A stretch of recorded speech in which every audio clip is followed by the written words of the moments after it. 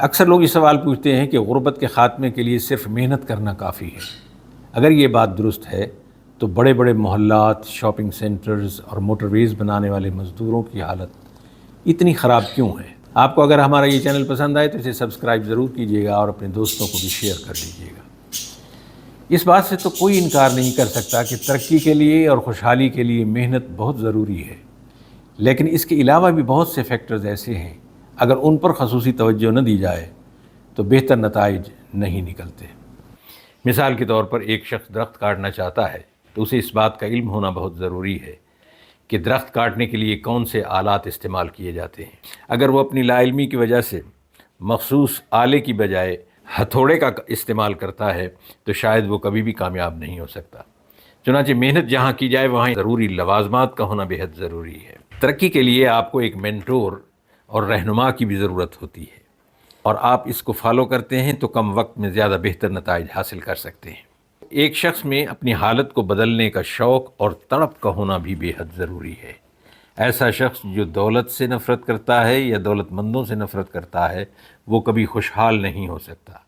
اگر وہ دولت مند بھی بننا چاہتا ہے اور دولت سے بھی نفرت کرتا ہے تو اس کی حالت کیسے تبدیل ہوگی؟ غربت کے خاتمے کے لیے فائنانشل ایجوکیشن کا ہونا بھی بے حد ضروری ہے۔ اگر کوئی محنت تو کر رہا ہے لیکن اس کا معاوضہ کم ہے تو اسے علم ہونا چاہیے کہ آخر میری اجرت کیوں کم ہے، مجھ میں کیا کمی ہے جس کو مجھے دور کرنا چاہیے اور مجھے اپنے آپ کو امپروو کرنا چاہیے۔ اسے یہ علم ہونا بھی ضروری ہے کہ جو پیسے آ رہے ہیں اس سے مزید آمدنی میں کیسے اضافہ کیا جا سکتا ہے۔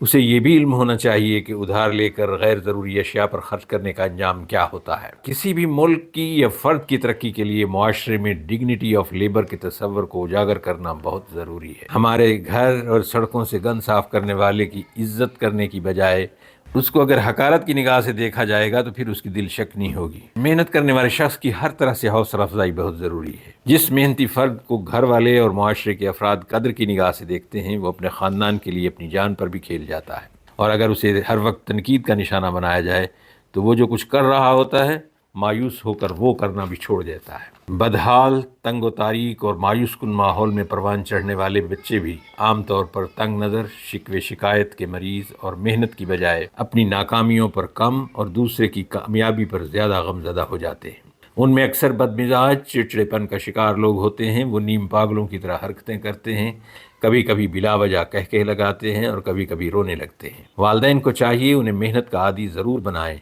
لیکن ان پر جبر و تشدد کے ذریعے سختی نہ کریں کہ انہیں معاشرے سے اور محنت سے نفرت ہو جائے۔ چنانچہ یہ بات بھی روز روشن کی طرح عیاں ہے کہ غربت کے خاتمے کا مسئلہ صرف محنت اور صبر کا سبق پڑھانے سے حل نہیں ہو سکے گا۔ اس کے لیے انہیں ان کی منزل اور صحیح سمت کا تعین بھی کرنا ہوگا۔ انہیں جانا کہاں ہے اور کیا حاصل کرنا ہے، اور جو چیز وہ حاصل کر لیں گے کیا اس سے ان کو خوشی بھی ہوگی یا نہیں۔ انہیں یہ بھی اعتماد دلانا ہوگا کہ جن اعلیٰ سہولیات پر معاشرے کے دوسرے افراد کا حق ہے اتنا حق ان کا بھی ہے۔